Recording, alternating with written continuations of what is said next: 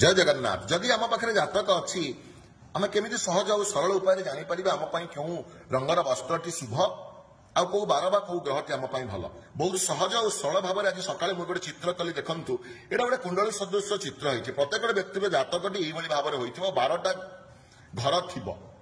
तेणु ये 12टा घर थी 12टा घर भितर कौन जगार 1 5 9 लिखाई कार ये एक लिखाई थाए कार ये एक लिखाई पार कार ये एक लिखाई पारि थाए कि निश्चिंत भाव में कौटी ना कौटी 1 5 लिखाई 1 5 9 जदि 1 9 लिखाई ल लिखाई ल मान लग्न कार ये ल लिखाई कार ये ल लिखाई